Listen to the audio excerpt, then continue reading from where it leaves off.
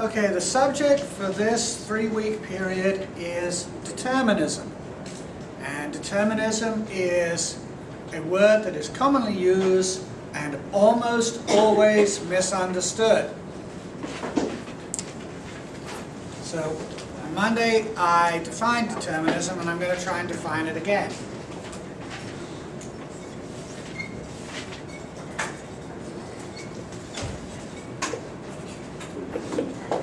Determinism is a state of a system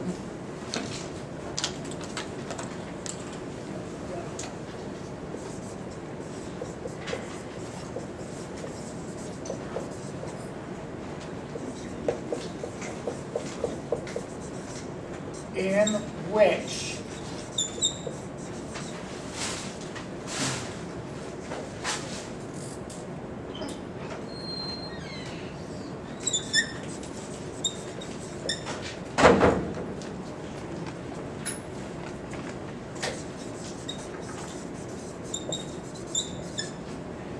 what happens next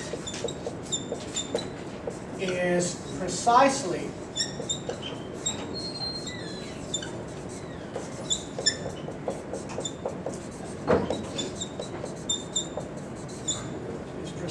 determined by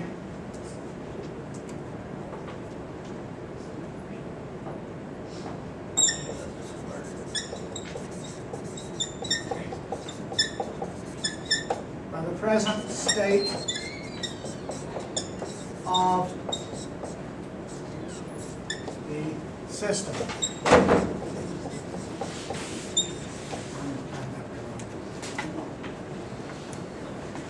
A system is deterministic if it is the case that what happens next will be precisely determined by the system's present state, by what is going on now, what the system is like now. That's all it says. If you think that there's something else that goes along with determinism, you have to understand that you are adding that, and if you want to add that to determinism, you need an argument.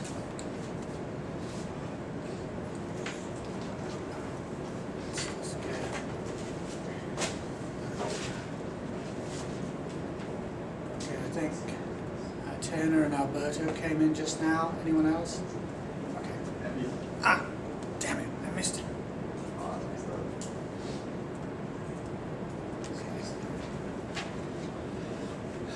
All right.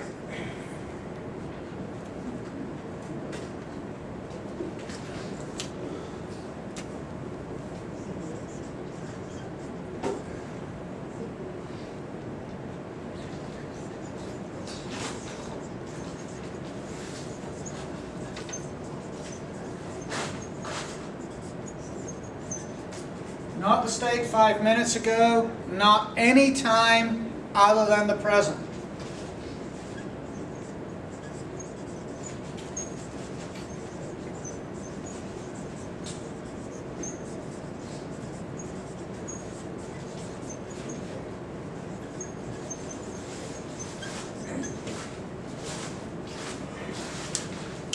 Imagine a pool table.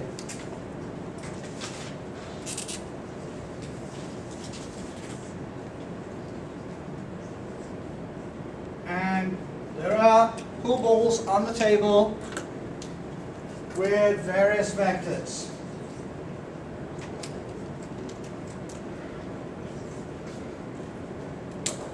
Now, let's pretend I drew this right. Let's pretend that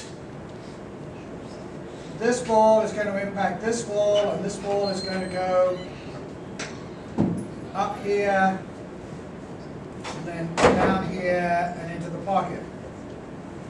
Okay, I know it doesn't work physically, but let's pretend that the ball is going to go in the pocket. Now,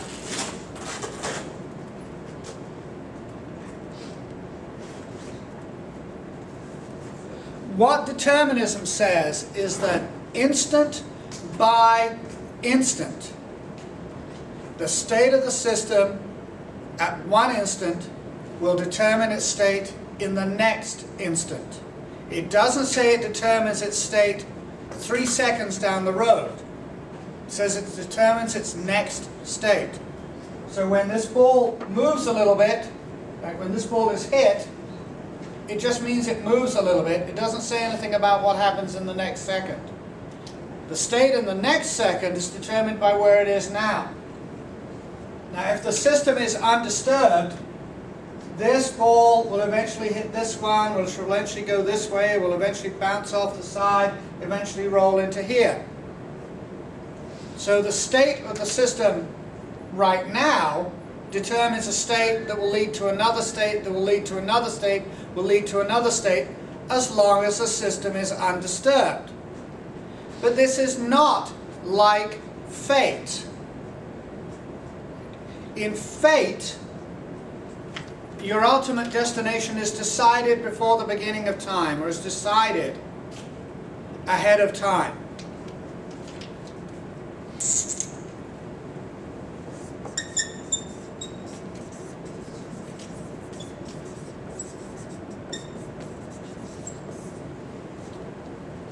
Determinism is always conditional. It always depends on the state of the system exactly at that time.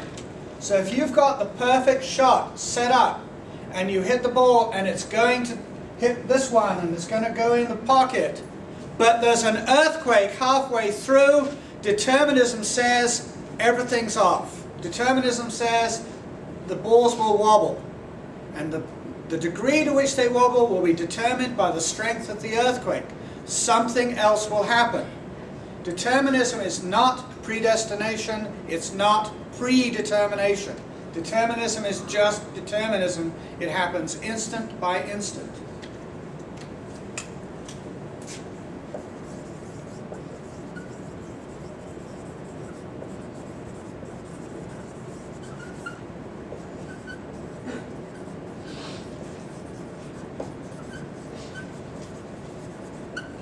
In fact, determinism denies predestination. Determinism denies predetermination. Determinism denies fate. Determinism says that what happens to you next is determined by what goes on at that instant, not somebody else's decisions 100 years ago or some great plan of the universe. Determinism says, sod that. That's rubbish. Determinism says what happens next happens because of the exact state of the universe right now.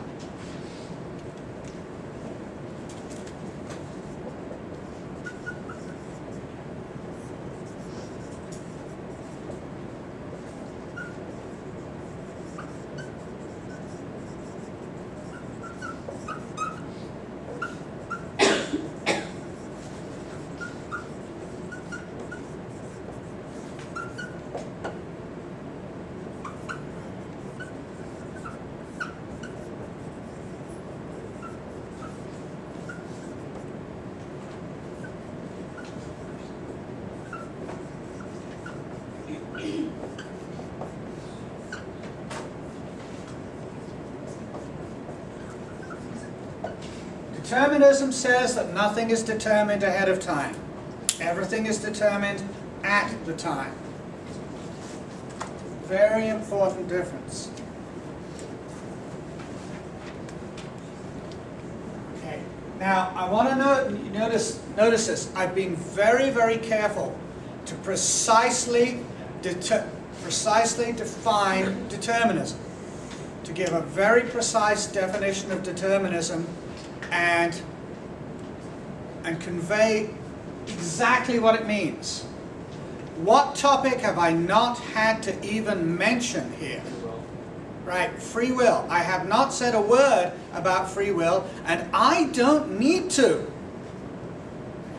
Imagine we're in a sports psychology class and I'm starting to talk about basketball. Do I need to talk about cheese manufacture when I'm talking about basketball? No. In fact, if I start talking about how to make cheese in a class on basketball, you're going to think I'm a lunatic. No. The relationship between free will and determinism is kind of like the relationship between free will, between a basketball and cheese production. If you want to say they have something to do with each other, you have to have an argument. You can't just say that they have a relationship.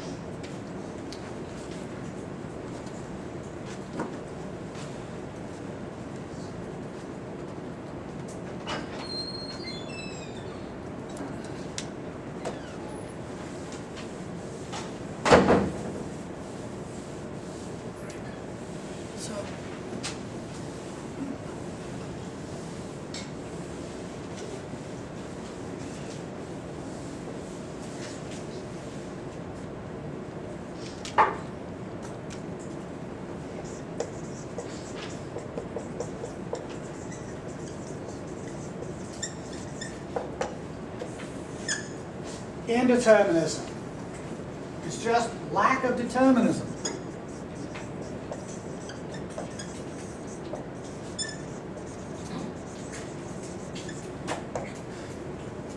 Also called randomness.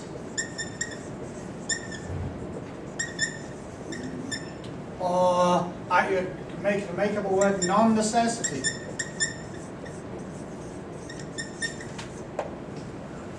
One of the things that is slightly annoying about our textbook is that it uses different words to mean exactly the same thing. Determinism is necessity. He uses the word necessity, he uses the word determinism. They mean the same thing. They mean exactly the same thing.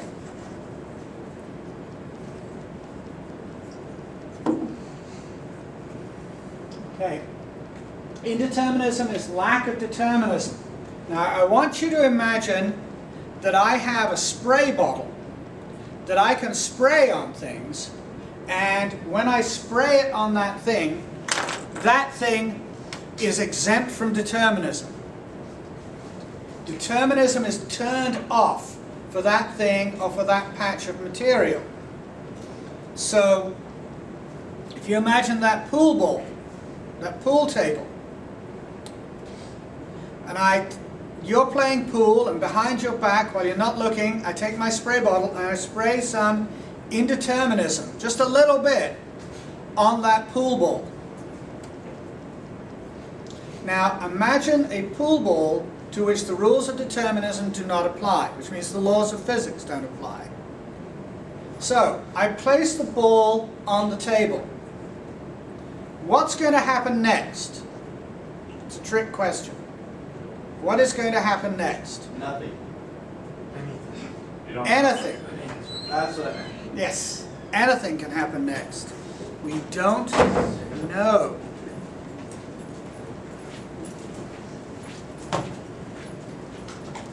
There is no way to predict. We cannot tell. We have no idea. Anything could happen. If it's just a little bit of indeterminism, the ball might just start moving on its own. There's no force on it. Nothing is making it move. We're talking about indeterminism here. If I put you know this phrase, everything happens for a reason? Right? Yeah. Nothing happens without a reason? Yeah. This indeterminism spray turns that off. When you turn that off, you turn off determinism. So say the ball stays where I put it, and you come for a shot, and you hit a ball into my indeterminist ball, what's going to happen? Anything could happen. They could go right through. The sprayed ball could start coming back in the other direction. It could hop up and roll around. It could hover. It could turn into a cantaloupe or a chicken and run around the room. Indeterminism means that things are not causal, events are not causally related. So one thing to think about is, what if I walked up and sprayed some in your ear? Somehow got it into your brain. Well, actually, let's say I do it to your car. I spray this indeterminism spray all over the all over the control system of your car. Hopefully your car will then not operate. But let's say I make it delayed action. Right? In an hour, your car will become indeterministic. Your car will lose the facility of acting under necessity. And you're on the freeway. And you try to make a lane change. Or you hit the brakes. What will happen next? Anything could happen next. Right? You hit the brakes, the windshield wipers come on. You turn the wheel, the car stops suddenly.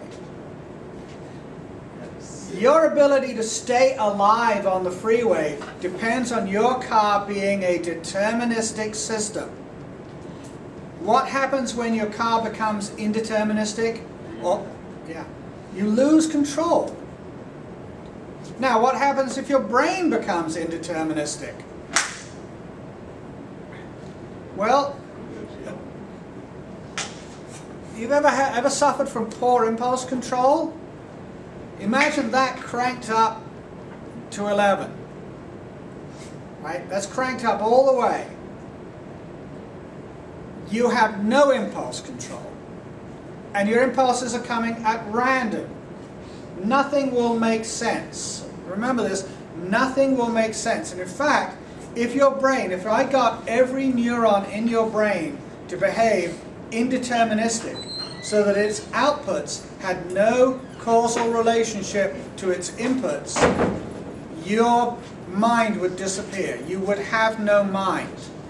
It would be like a continuous epileptic fit. You would basically be dead. Your body would still be there, twitching and foaming, but you'd be gone. Your mind would no longer exist. Your mind depends on your neurons behaving deterministically. And you might like a little bit of randomness in your thoughts, and that's okay. But true randomness, spontaneity, is deterministic. Because that's your impulses, that's something that makes sense for you. Basically, if you have an impulse, and you're wondering whether or not it's random, ask yourself, was it caused? If you have an impulse to slap someone, but that's a person you don't like and they've been irritating you, that's deterministic. If you have an impulse to slap someone, but you like the person and you have no idea why you would ever want to slap them, that's what randomness feels like. Now, I don't really believe that there's any randomness in the brain, but that's what it would feel like.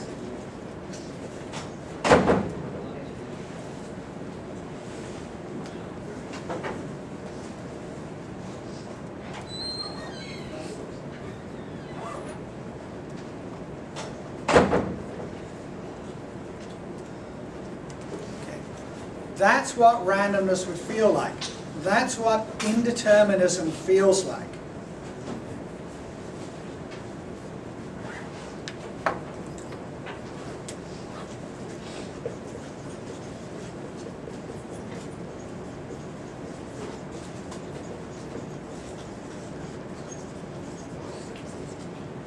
Indeterminism destroys predictability.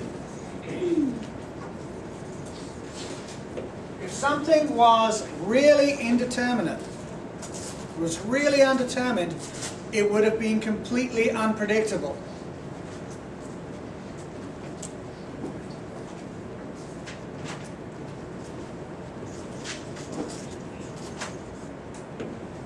If the means by which you are trying to control your motor car, control an aeroplane, control yourself become indeterministic, you lose control. There is no way to use an indeterministic system to control something. Have you ever driven a car with a little bit of wobble in it? Yeah. Right? You turn the wheel just that much, and sometimes when you turn it that much, the car doesn't turn at all, and sometimes it turns wildly. and you've got to keep going like this to try and get it back and forth. That's what indeterminism, that's what a little bit of indeterminism would feel like. In actual fact, when you have a wobbly car, that's a deterministic system. It's a deterministic system with looseness in it. So,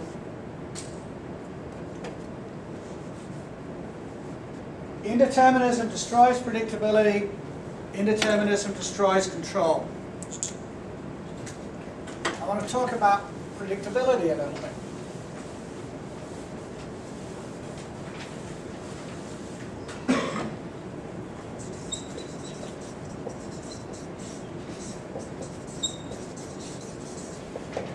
Predictability.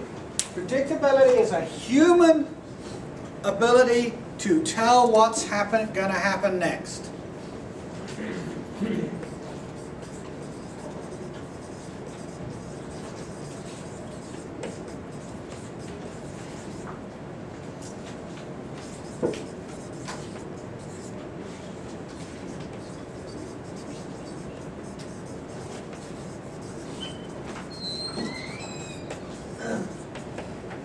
Predictability is the human ability to tell what's going to happen next.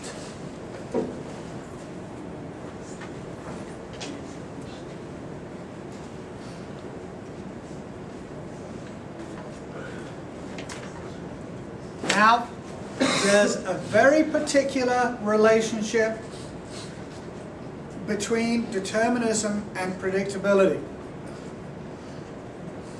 And you can understand this relationship by studying physical systems, because physical systems like solar systems, motor cars, computers, I don't know, baseball bats, any kind of physical system. Like baseball bat. Like, um,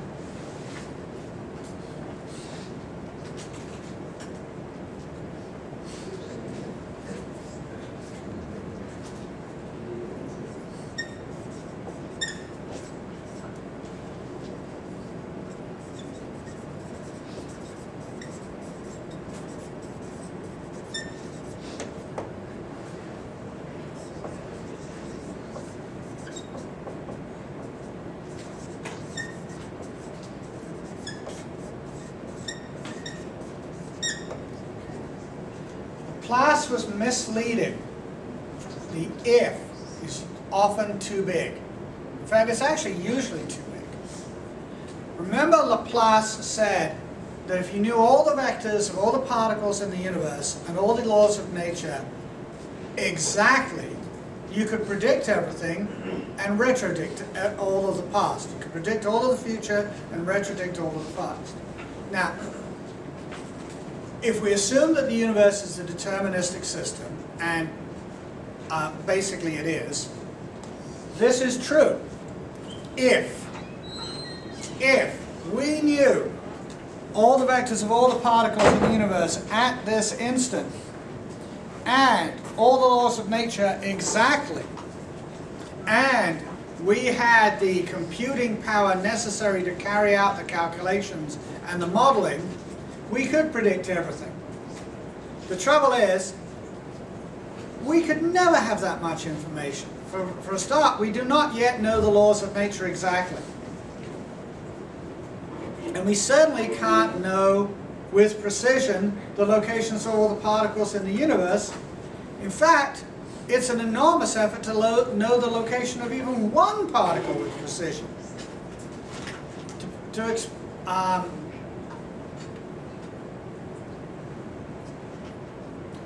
Weather, climate and weather is entirely deterministic. But there are so many factors involved, so much you would have to know, that our ability to predict the weather is strictly limited. We can make precise predictions up to about a week in advance, which is amazingly good, by the way. And we can generally tell what the weather's going to be like this time next year because we have the past behavior to go on. But apart from that, it's mostly speculative. Right? We can predict things within certain limits. Weather is an entirely deterministic system. The state of the weather in the next second depended on the state of the weather when I started talking. The state of the weather now determines the state of the weather immediately following now. And so on. Instant by instant by instant by instant by instant. But there are so many factors, we cannot possibly know enough to make precise predictions about the weather. And that's a tiny part of the universe.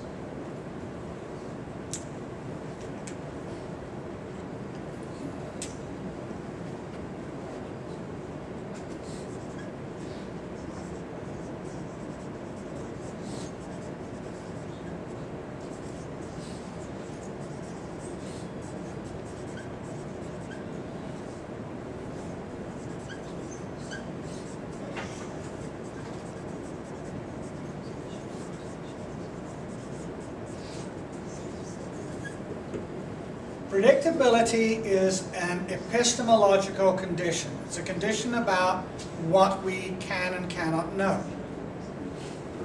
Determinism is an ontological situation. It's an ontological claim.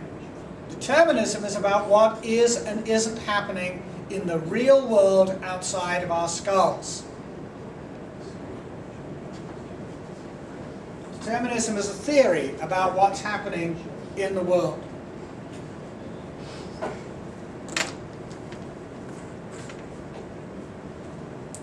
Now, remember I told you that the book gets this relationship backwards.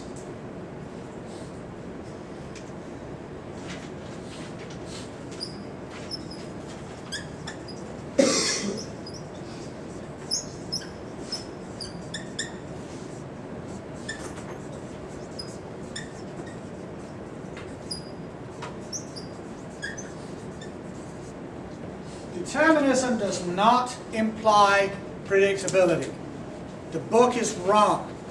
Knowing that a system is determined is not knowing enough to predict it. Think about a pool table. It's a deterministic system. If it wasn't a deterministic system, no one would play the game of pool. At least no one would bet money on it.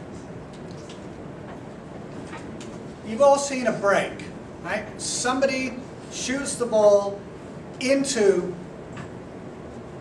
the pool, into the triangle of balls, into the setup, whatever, the rack 'em up, okay?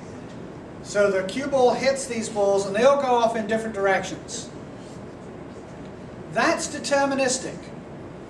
If you had exactly the same setup, I mean exactly the same setup, and the cue ball coming in exactly the same direction, with exactly the same mass, no variation whatsoever, the result would have no variation whatsoever. It's deterministic. Can you predict where all those balls are going to go? Let's say you watch your friend break, and as you see the cue ball coming in at a certain angle, a certain speed, you say, oh yeah, yellow ball, corner pocket. Oh, dude, you sunk the 8 ball. Have you ever even heard of anyone making that prediction? It's a completely deterministic system, but enormous amount of information is unpredictable. You can predict that the balls will scatter,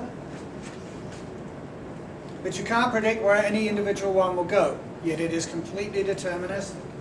Determinism does not imply predictability, but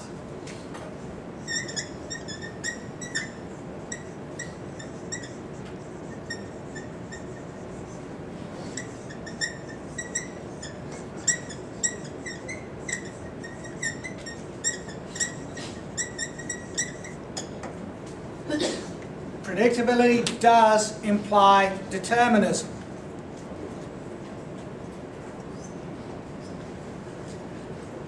Predictability does imply determinism because randomness destroys predictability. You cannot predict the behavior of a random system. So if a system is predictable, it's deterministic. This is something that's vitally important to understand. If a system is predictable, it is deterministic. It may not be completely deterministic, but the bit you can predict will be deterministic. Think about the pool table again. Breaking it. What prediction can you make about a rack of pool balls where you're hitting a ball in there? It's a normal set, there's nothing wrong with the setup. You can predict that they'll scatter. If you can predict that they'll scatter, the system is deterministic to that extent. Predictability does imply determinism. You cannot have predictability without determinism. You cannot have predictability without determinism. It's not possible. This is one of the certainties of life. This is something that's pretty much almost a logical certainty.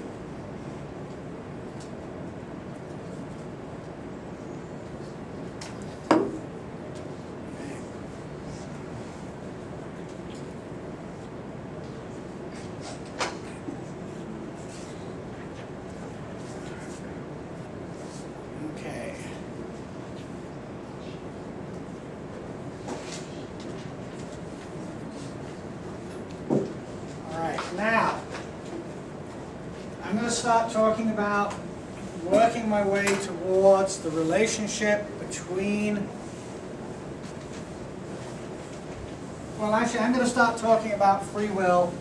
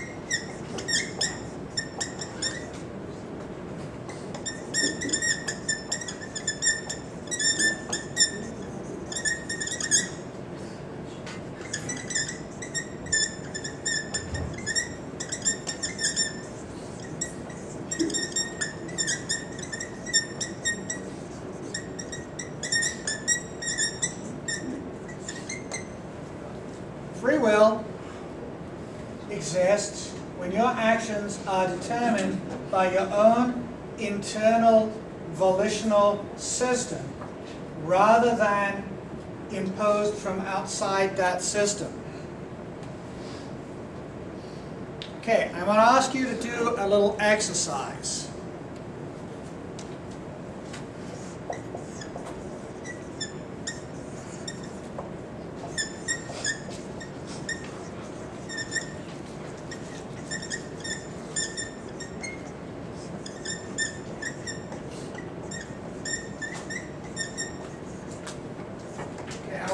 You to take a piece of paper, just in your notes, and think about a guy who robs a bank, and we're trying to figure out whether or not it was free will.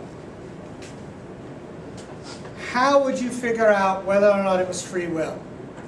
Or, alternatively, under what situations would it not be free will? For instance, if aliens had come down and placed a remotely controlled exoskeleton around Joe, that's like a big metal cage all around him, put a gun in his hand and then using this exoskeleton forced the gun, his fingers around the gun, and then forced. Joe is struggling, right? He's struggling. He can't make it, but this thing is too strong, so it forces him into the bank, forces the gun up, and a mechanical voice says, "Hand over the money." And Joe's going, "No, no, don't. Ah, I'm not." Here's the bag, and then forces him out. Was that free will? No. Okay, well, write it down. Someone's kidnapped Joe's hamster and is threatening to kill it. Little tiny gun. Was that free will? The hamster, in fact, faked its own kidnapping and is emotionally blackmailing Joe into it. Or Joe was walking past the bank and suddenly found himself robbing it and going, "What the hell? I just robbed the bank. Why did I do that?" Right?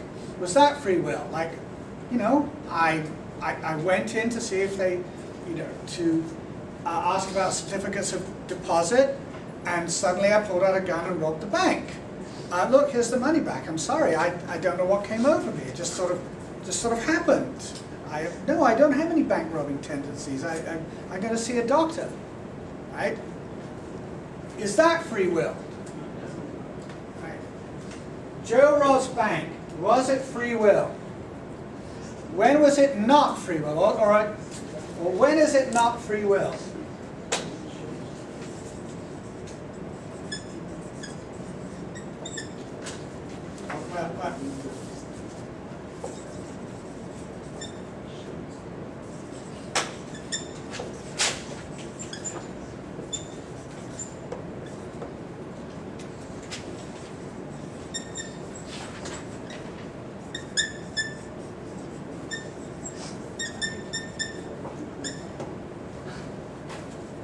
When is it free will? When is it not free will?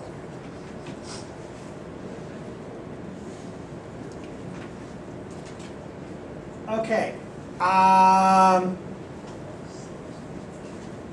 So someone has forced Joe to rob the bank. They're holding his hamster, threatening his aunt. They've got an exoskeleton on him. He's coerced, right? He's forced to do it. Is that free will?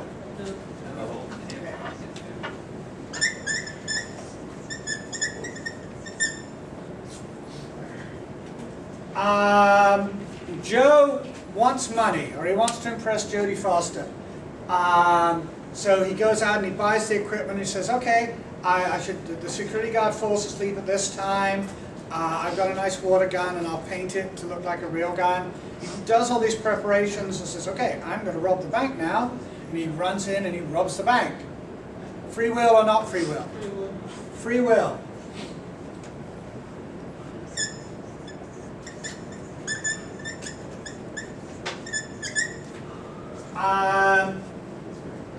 Let's say Joe is in the bank for an entirely different reason. He wants to look into certificates of deposit.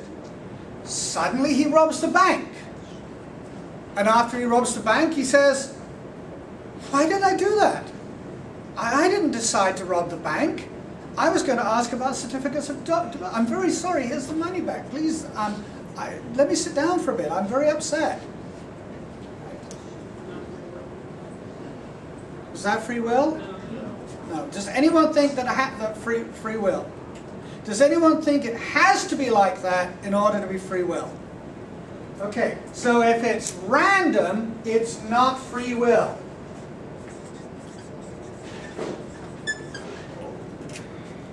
Another word for random is undetermined. Okay?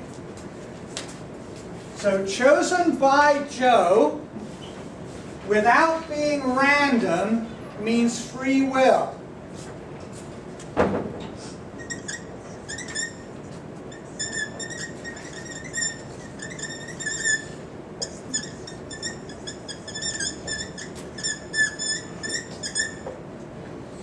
Non-randomly chosen by Joe means free will.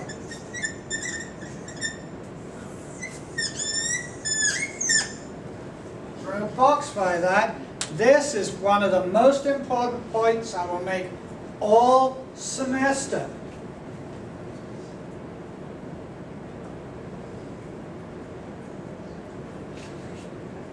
Non-randomly chosen by Joe means free will, because it's either random or it's not. And if it's random, it's not free will. Okay, some more definitions.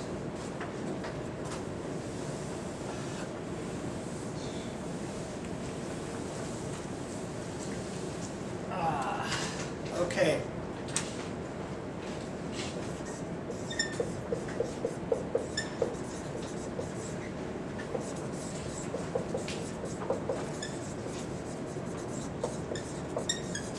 Volitional determinism.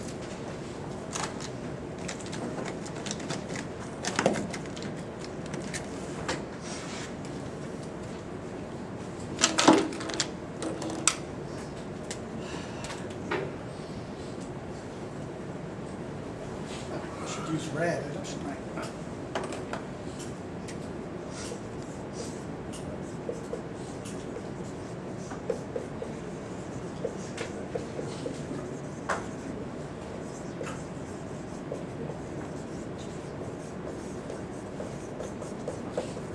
Volitional means the mental part of stuff you do.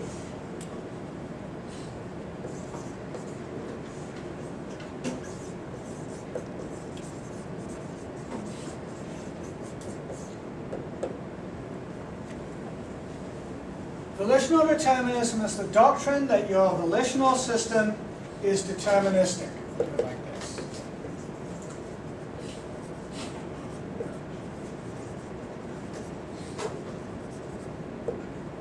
Or another way of putting it is non-random. Your volitional system is not random.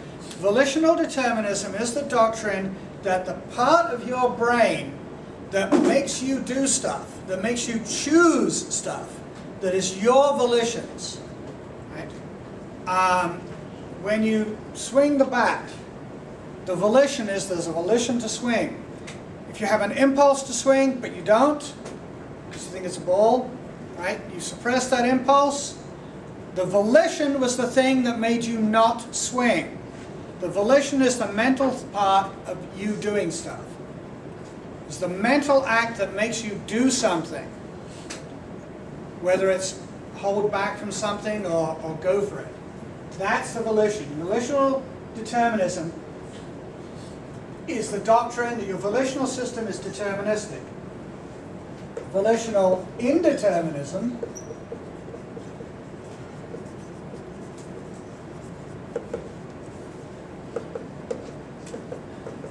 doctrine that your volitional system is not deterministic.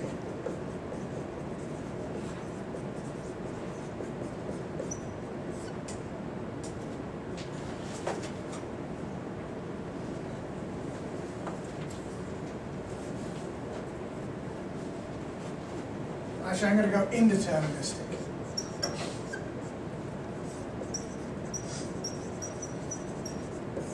A synonym for indeterministic is random. So volitional indeterminism is the doctrine that your volitional system is random, which means just that it's not deterministic. Remember, you have two choices. The system can be deterministic or it can be not deterministic. It's like you can be alive or dead. You can be alive or you can be not alive. A woman can be pregnant or not pregnant. These are these dichotomies. You can be in Cyprus or not in Cyprus. Well, actually, you could, stand across the border. So it's not like that. You either are or you're not.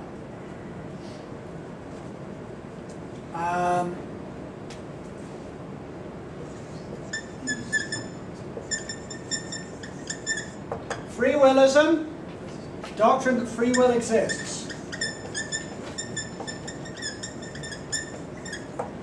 And try as I might, I have never ever found a word for the doctrine that free will doesn't exist. I've never found anyone, no one's come up with a word for it. And I cannot understand that. I think that that is bizarre. So I came up with a word.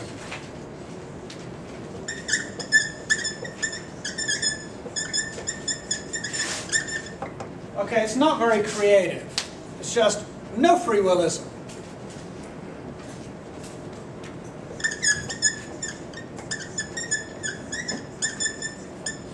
No, it doesn't. Free will doesn't exist. So, I used to hear conversations like this. Do you believe in determinism? No, I think free will exists. That conversation is very much like saying, hearing people say, do you believe in basketball? No, I believe cheese exists. Or do you believe in oxygen? It's actually worse than that. It's like, do you believe in oxygen? No, because I believe people can breathe.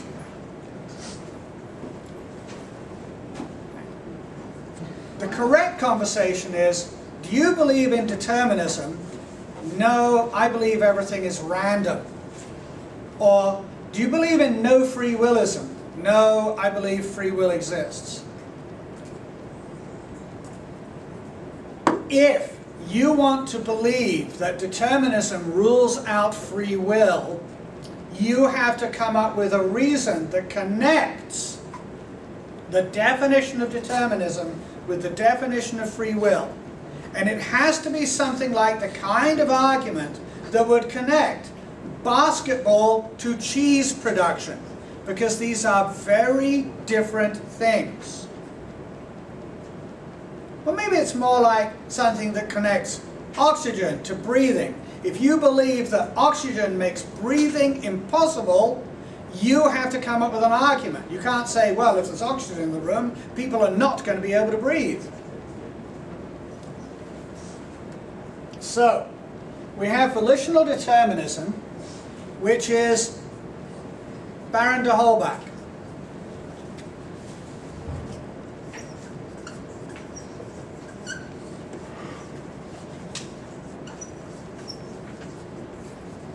Remember him?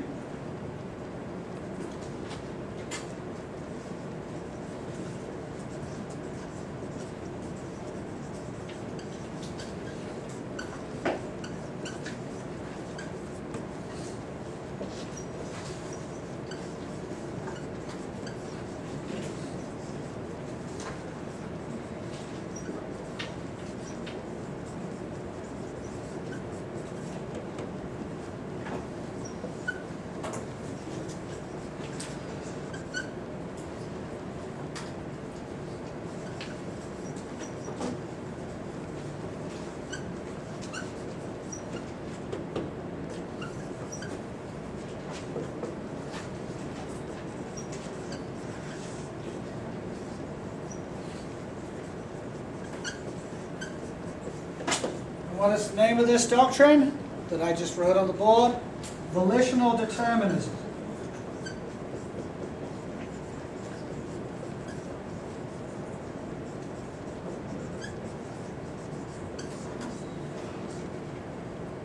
Now think about this. Let this sink in. De Holbach is saying that pretty much the most important thing about you, the thing by which you express the person you are, the thing that generates your thoughts, when you choose your thoughts, that's a volitional, that's a volition. Your thoughts, certainly it generates your actions, generates your words, it generates your posture, it generates your body language, it generates your thoughts, it generates all your decisions. Everything that expresses you in the world comes through your volitional system, and according to de Holbach, according to this argument, that is a deterministic system. Physical systems are deterministic. If they were not, we would not be able to write down laws of nature, and technology would not work. If physical systems were not deterministic, that computer wouldn't work, that digicam wouldn't work, the chair you are sitting on wouldn't work, this building wouldn't work, no machines would work if the laws of nature were not deterministic. And the laws of nature apply to everything in nature. We're in nature, our brains are in nature, our minds are in our brains have to be deterministic, and so too are our minds. You have, according to de Holbach, you have a deterministic system inside your skull, and this deterministic system makes you do stuff. Or this deterministic system is how you do stuff. This is the machinery by which you make yourself in the world. And it's deterministic. It's not random, according to de Holbach.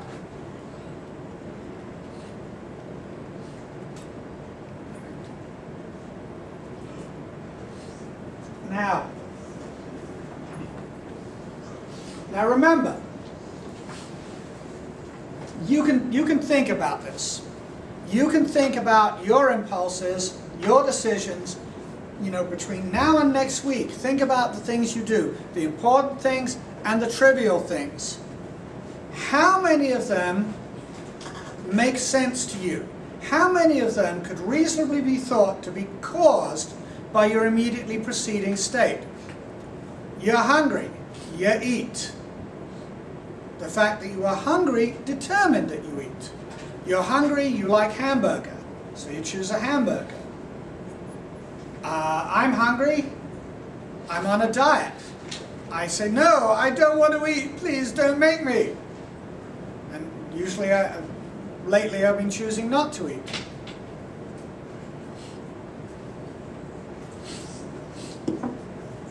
Me taking a sip of coffee just then, that was not random. I didn't know I was going to do it beforehand, by the way. I did not know I was going to do it. But I had the impulse, I yielded to the impulse, I did it. Deterministic. You have the impulse, there's other information there.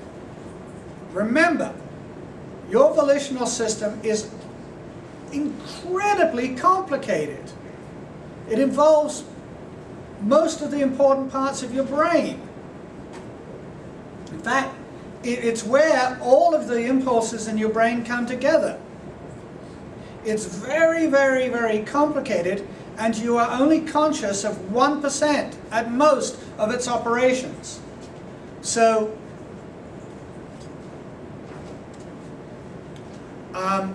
every so often I'll tell my class that I don't know what I'm going to say until I hear it coming out of my mouth.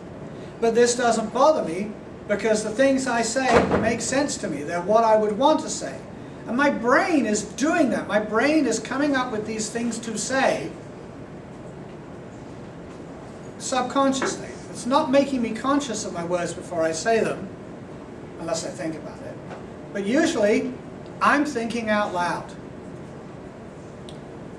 And it's not random. Have I done anything that looked random to you today? Have you done anything random today? Are you going to do anything random? Now here's a trick exercise, a trick thing. Try to do something at random. Do you see the problem there? You can't try to do something at random. Random stuff just happens. It just happens. So,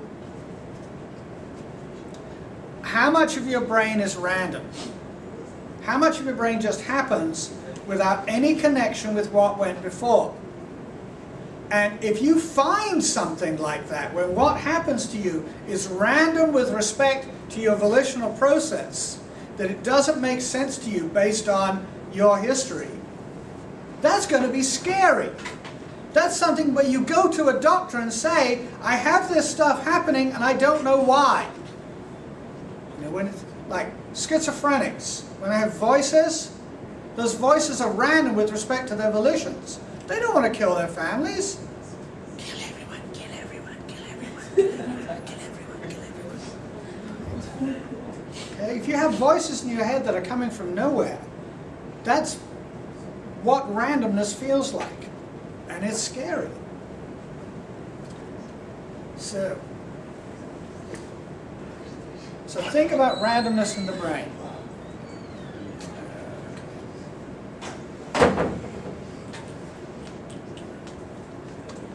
All right.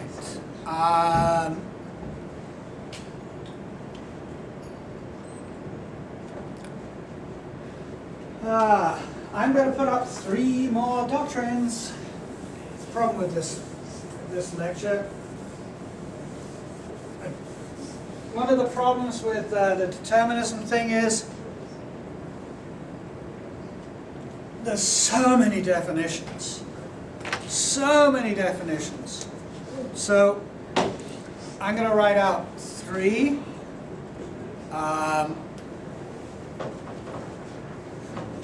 These are 3 logically possible, well, 3 possible positions on the relationship between determinism and free will. The first one, the famous one, is incompatibilism.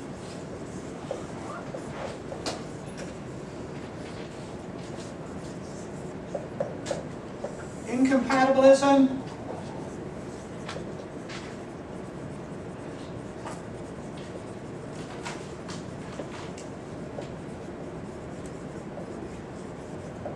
Incompatibilism is the doctrine that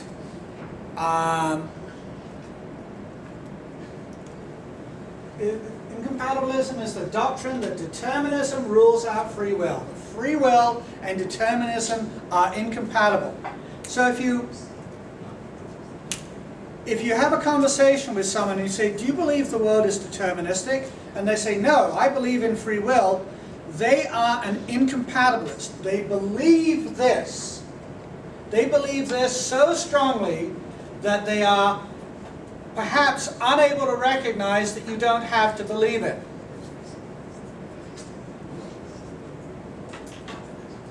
They have an extra belief about the relationship between free will and determinism that makes them think that when you ask about determinism, you're also asking about free will.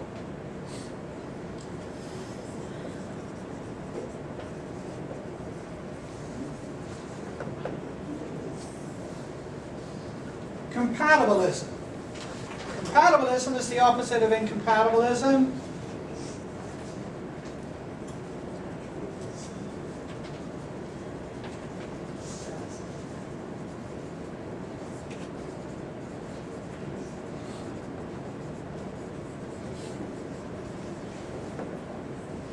Okay, so I'm having a conversation with someone and I say, do you believe in the universe is deterministic? And they say, no, I believe in free will. I say, why are you changing the subject?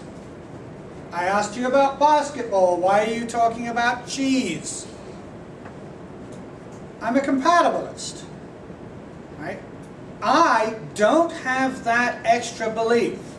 A compatibilist is someone who looks at determinism and says, okay, that's an interesting thing, that's that thing. And he goes, oh, here's another subject, free will. I can look at that independently. A compatibilist believes that determinism does not rule out free will. And here's one I made up. I mean, I made up the name, not the doctrine.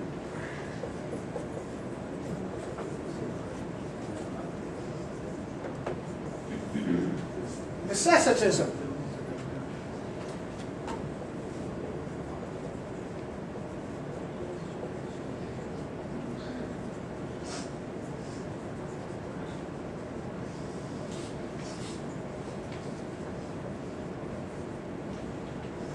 Determinism is necessary for free will. A necessitist believes that randomness rules out free will. If your volitions come at random with respect to your internal process for generating volitions. If your volitions come at random, or if your actions are random with respect to your internal states, then you do not have free will. That's what a necessitist believes. Determinism is necessary for free will.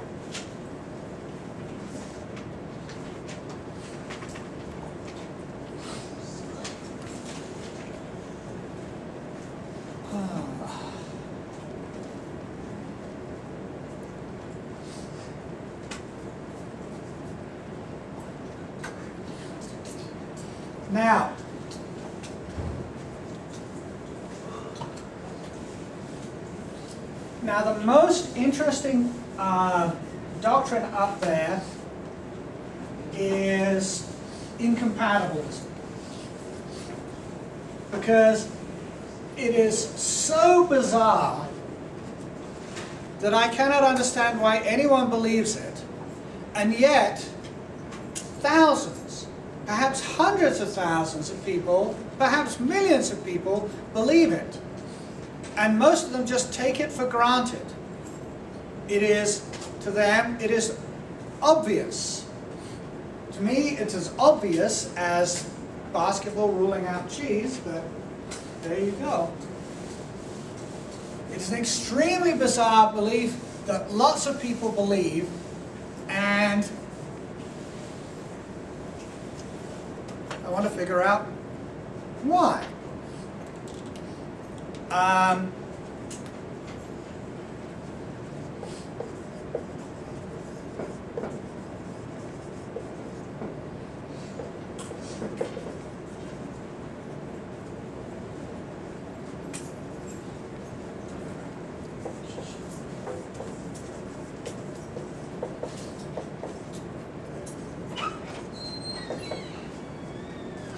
Oops.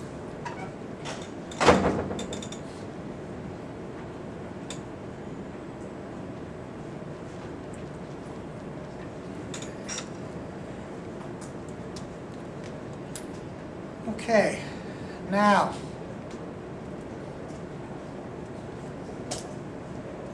let's assume that the universe is entirely deterministic. Won't worry about quantum mechanics. Let's assume that in another dimension, there is another universe that 15 billion years ago was exactly like ours. So 15 billion years ago, there was a universe exactly like ours, right down to the last motion of the smallest particle in that universe. We can't tell where all the particles are and what they're doing. But we can imagine a universe in which every single particle, right down to the quarks, right down to the superstrings, is vibrating in exactly the same way, is in exactly the same location with the same motion, the same vector, as every particle in this universe. And assuming determinism in each universe. Assuming determinism in each universe, that universe starts out exactly like ours. What is that universe going to be like now? Exactly like ours. In that universe, there is a bearded philosophy professor making strange hand gestures with his left hand while his right hand just sort of hangs there. Shrugging like that. If you had a camera into one universe and into each universe, and you could watch them, and you would not be able to tell them apart. That's what determinism says. Determinism says same situation, same result every time.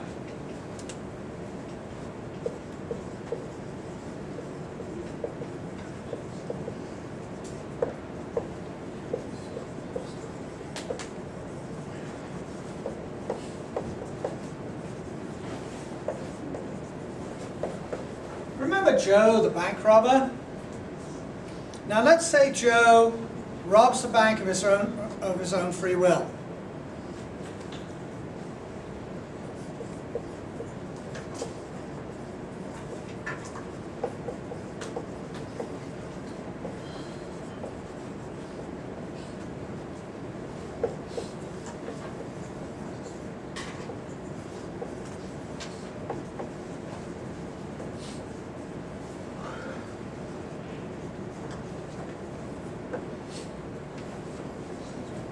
You guys familiar with a go, no-go point? That's a point in your planning where you have, or a commitment point, right?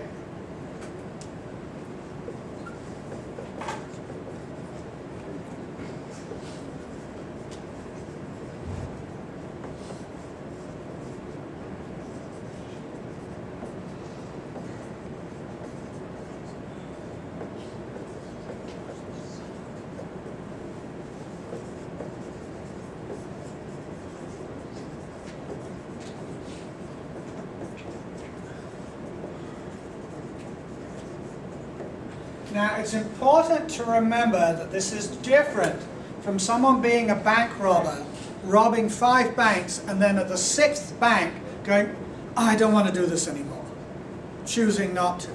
Right? This is different from someone who has a pattern of behavior and breaks that pattern of behavior. Because when someone's robbing banks in serial, the first time they rob the bank, they've never robbed a bank before.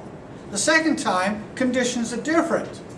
In fact, all the conditions are different, but most notably, they've already robbed a bank once, so they know what that was like. So they're different going in. So the go, no-go point in each case is different. Different situation can give different result. Determinism only says same situation, same result. It doesn't say different situation, same result. It doesn't say almost completely the same situation, same result. It says exactly same situation, exactly same result. If the situations are even slightly different, everything's up for grabs. Determinism doesn't tell you what will happen next. You would have to predict it based on your knowledge of the situation. You would have to predict it based on knowledge of your situation, and most times you cannot predict it. So we have 1 million identical Joes in identical universes. 1 million identical Joes in identical universes. The situation is exactly the same. Certainly photographs can't distinguish it. Have you ever looked at a photograph of someone and tried to, 2 photographs of someone and tried to figure out if they're the same photograph? And you look at shadows and the position of hair, and you see someone's hair sticking up, and you know that didn't last. So if the hair is sticking up, it's the same photograph, but if it's down, it's different. It's a different photo. Yeah, you do photo comparisons. So in each universe, if Joe has 1 hair sticking up out of the top of his head as he goes into the bank, he has that in every universe. If Joe has a little touch of nausea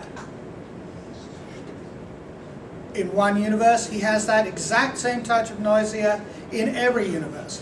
If Joe touches the gun with 2 fingertips as he's going into the bank, he touches it with 2 fingertips in every universe. Anything you can think of Joe doing in one universe, he does in absolutely all those 1 million universes. Now, Joe gets to the go, no-go point. These universes are all deterministic. The situation is exactly the same at the go, no-go point in every universe. What does Joe do in every universe? He robs the bank. If it's deterministic, he robs the bank.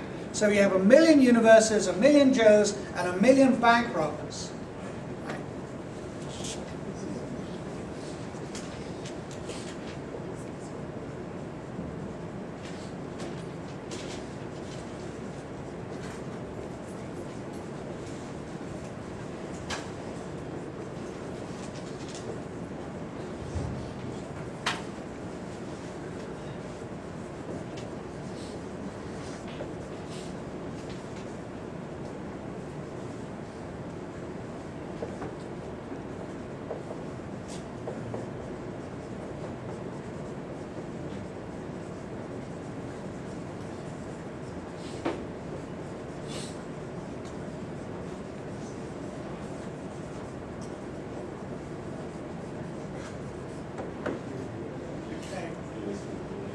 Determinism made it necessary that Joe robbed the bank. Same situation, same result, in a million universes. What this means is, in one universe, in just one universe, given the conditions, if these are exactly the conditions, if the conditions that made Joe rob the bank in every universe are the same conditions that we have now, he's going to rob the bank. You see that weird little thing I just did then? Which I had no idea I was going to do. According to determinism, it was necessary that I did that. I had to do it. I did think about that one. That's why it didn't come off so well.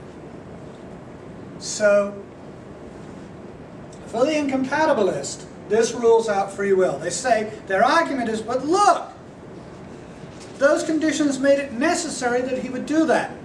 That means it wasn't free will. And my question for you between now and Monday is, or does it? Do you agree with this argument, or can you find something wrong with it? Thanks for the musical accompaniment. Thank you for your attention. See you Monday.